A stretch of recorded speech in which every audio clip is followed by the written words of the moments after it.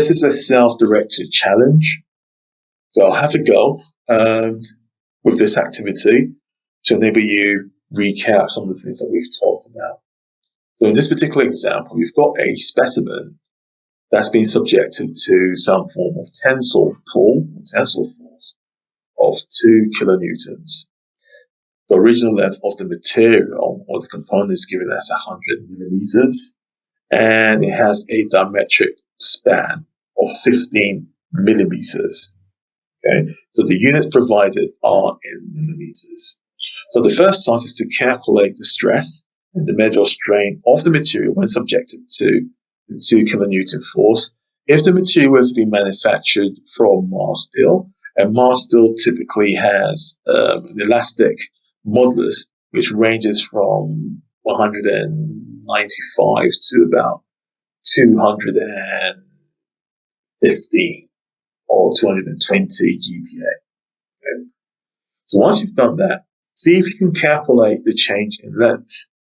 And once you've calculated the change in length, have a go calculating what the strain energy is, which will cause the material to elongate. Right? So you need to see which are the formulas you can use in deducing what the strain energy is for the given specimen when subjected to a tensile force of 2 kilonewtons. So these are some answers. So these are the answers that you are likely to obtain. Right, folks, let's work through this problem regarding the self-directed activity from the previous lecture. So let's visualize the shaft that's been suspended vertically. It has a circular cross-section as shown in the diagram, and it's being pulled. So that is our force, and that force is equal to 2 kilonewtons. So that's essentially 2,000 newtons. We'll be given some information regarding the geometric profile. So the original length of the specimen is 100 millimeters. So again, you can convert that into meters to be on the safe side. So that would be 0.1 meters. And we've been given some information regarding the diameter. So the diameter is given as 15 millimeters, which is the same as 0.015 meters. We've got all our information in terms of the specimen. I'll be given further information regarding the material. So the Young's modulus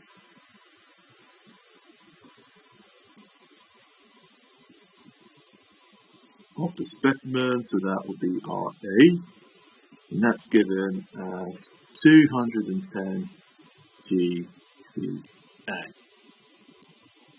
So we've been tasked to do the following. So the first thing that we need to do is to calculate the stress experienced by the specimen. So stress,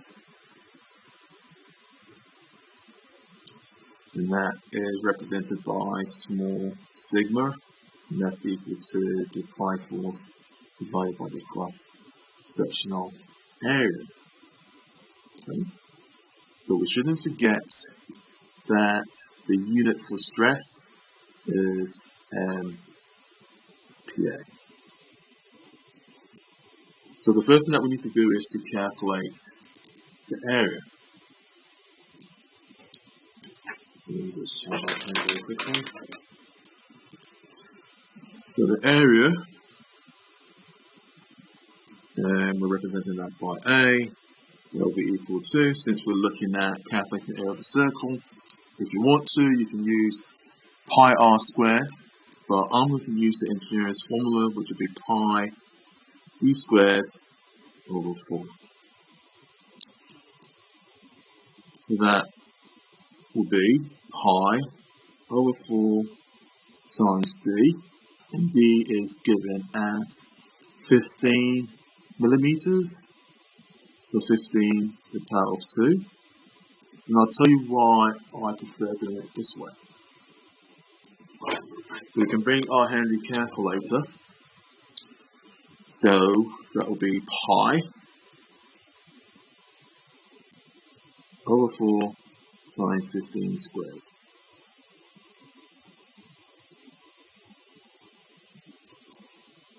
And that will be 176.72 millimeters squared.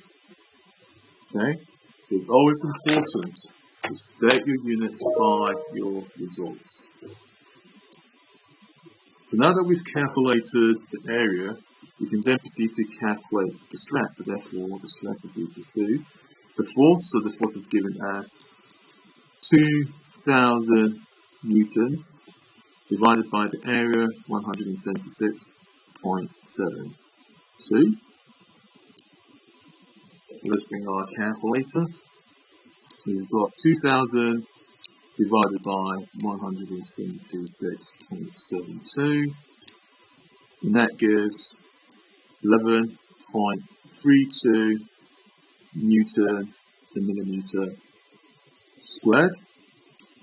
And as I stated previously, Newton per millimeter squared is the same as MPa. Okay, so you can rewrite that as 11.32 MPa. So hopefully, those of you that attempted the self-directed activity got a similar result. So that's essentially the stress. So now that we've calculated the stress, the next part is to calculate the strain. So what is the measure of deformation experienced by our specimen? The strain, which is characterized by the Greek letter epsilon, is equal to the stress divided by the Young's modulus. Okay? We've calculated the stress to be 11.32 MPa, and we know the Young's modulus E to be 210 GPa. So all that we have to do is to substitute known values into our equation. So therefore, the strain is equal to 11.32.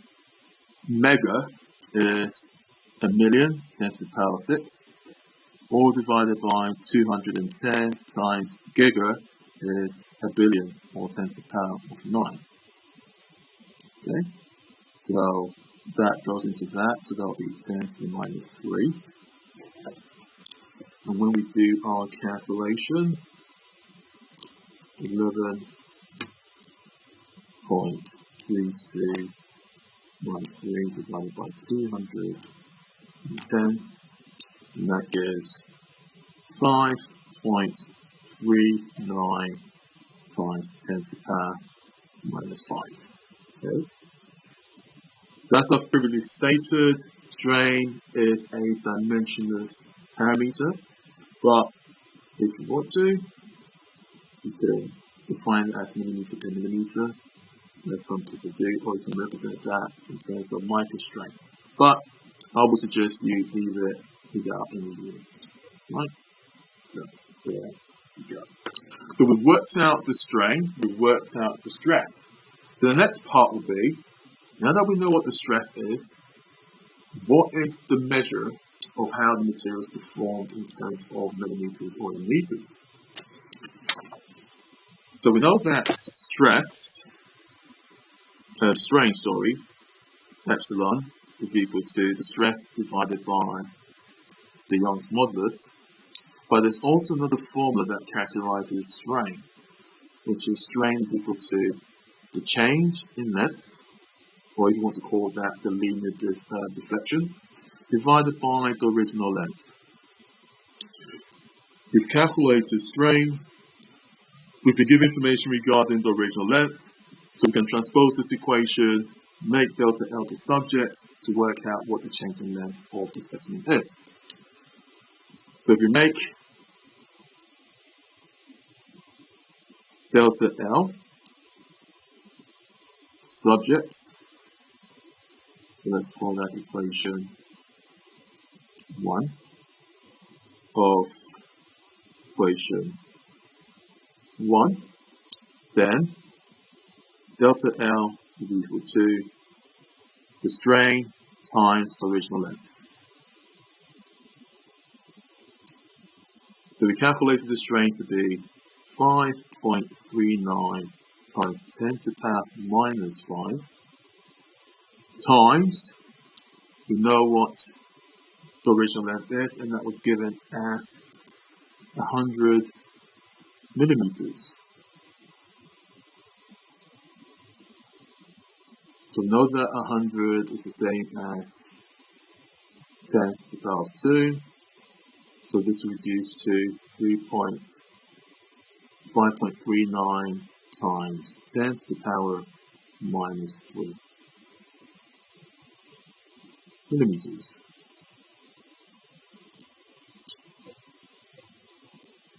And there we go. So we've calculated the change in length, so it's quite small, but all the same, still significant. So we've calculated the change in length.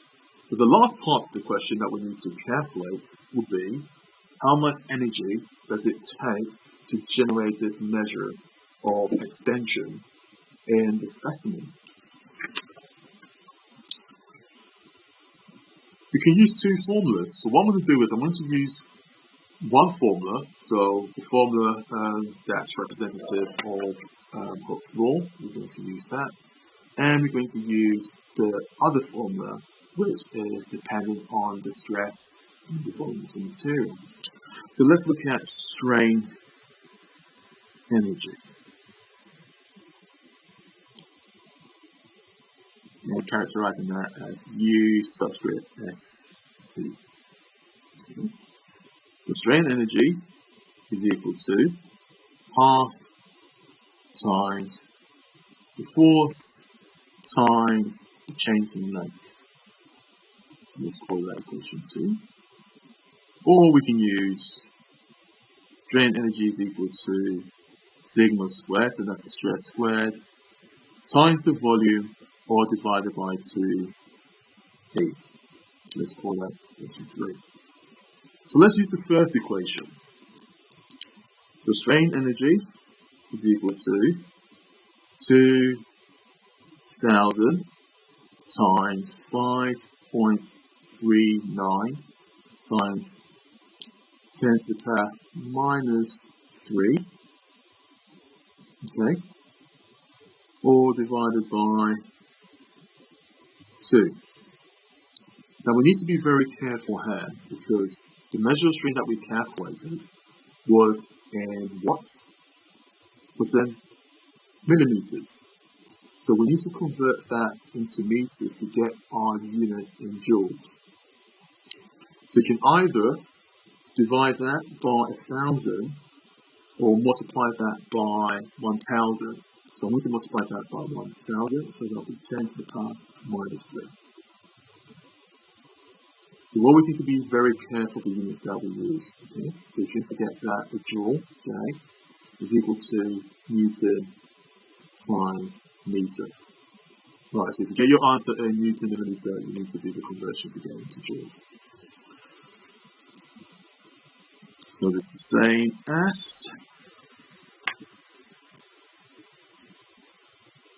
2,000 times 5.39 exponent minus 6 divided by 2. And this gives us 5.39 times 10 to the power minus 3 J. Or if we want to, we can represent 10 to the power minus 3 in terms of milli. So we can rewrite this as 5.39 millijoule. There we go. So we're going to use the other equation to verify that our solution is true.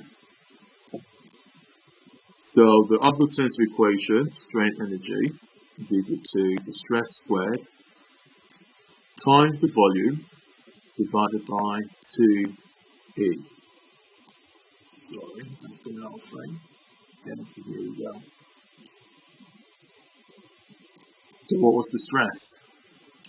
So we calculate the stress to be 11.32 MPa.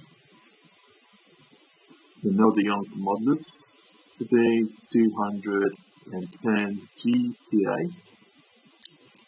We know that the area, when we previously calculated it, we got 176.72 millimeters squared, and we can convert that into meters. Okay, so let's convert everything to the same basis. And to do that in meters, we need to divide 176.72 by 1,000 squared. So this will give us 176.72 times 10 to the power minus 6 meters squared.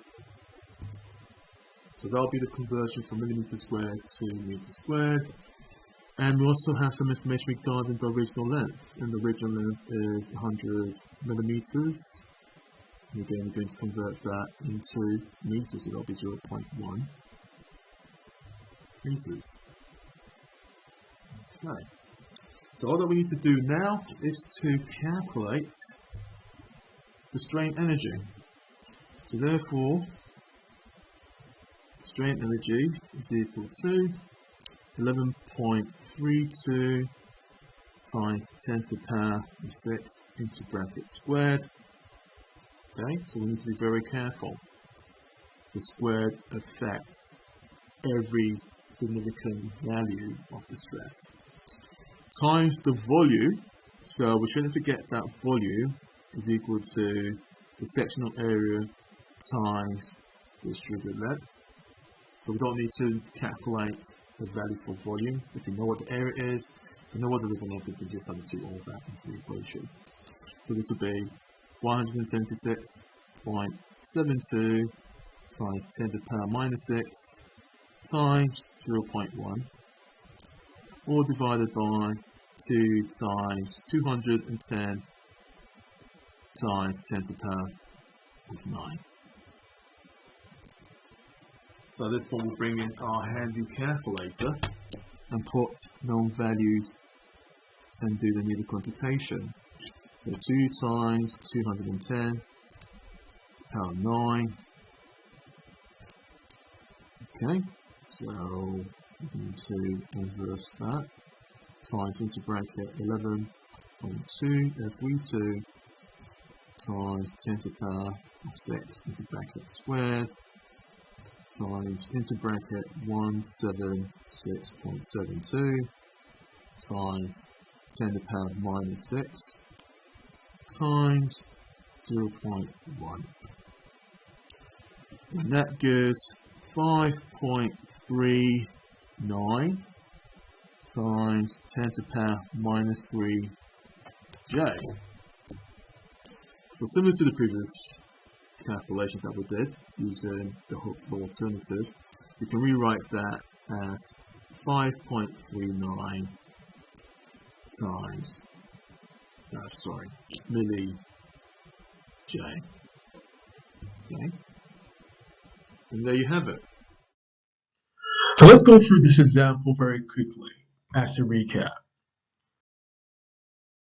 So to work out the stress, we first and foremost calculate the area. So area is equal to pi over 4 times the diameter squared. We've been given the diameter as 15 millimeters. Thus, pi over 4 times 15 squared gives us 176.72 millimeters squared. We then proceed to calculate the stress. So the stress characterized by sigma is equal to the applied force divided by the cross-sectional area. The applied force is given the question as 2,000 newtons or 2 kilonewtons.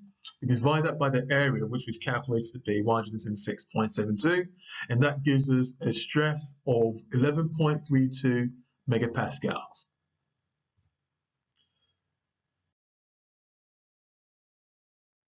Now that we know the stress, we can then proceed to calculate the strain. So strain is equal to the stress divided by the Young's modulus or the elastic modulus. The elastic modulus is given as 210 gigapascals. So we divide the stress as calculated, 11.32 times 10 to the power 6. So let's not forget it's mega. Divided by 210 times 10 to the power 9, and that gives a strain of 5.39 times 10 to the power minus 5. Since we know the original length, given that's 100 millimeters, and we know from first principles that the strain is equal to delta L over L naught. So L naught is the original length, and delta L characterizes the deflection, the linear deflection, due to the applied force or the change in length. So we transpose this equation to give delta L is equal to epsilon, which is the strain, times the original length. Thus, 5.39 times 10 to the power minus 5 times 100 gives 5.39 times 10 to the power minus 3 millimeters. So now that we've calculated the actual deflection or the change in length, we're now ready to calculate the strain energy. So we can calculate the strain energy by using this formula here. So strain energy is equal to half times F times delta L. F is equal to the external force that's causing significant strain to the given specimen. So that's given as 2,000 newtons or 2 kilonewtons. And we multiply that by delta L. We need to be very careful here because when we calculated delta L, we stated the value in millimeters. To use this formula to ensure that you get your result in terms of joules, we need to divide the change in length by 1,000. Thus, 5.39 times 10 to the power minus 6. Once we multiply all values, we get a result of 5.34 millij. And as I more or less demonstrated, to verify that this result is correct, we can use the alternative formula, which is equal to sigma squared, so the stress squared times the volume, divided by 2E. And E is the Young's modulus. So we substitute norm variables, do the computation, and we get more or less the same value of 5.34 millij. And there we go. All right, folks, so hopefully everything made sense to you. So this is our first introduction into stress analysis. So any comments that you have, can you just type it down below? And hopefully you join me in the next session as we look at further examples relating to uniaxial strain. So please share and subscribe, and I'll catch you in the next section. Bye for now.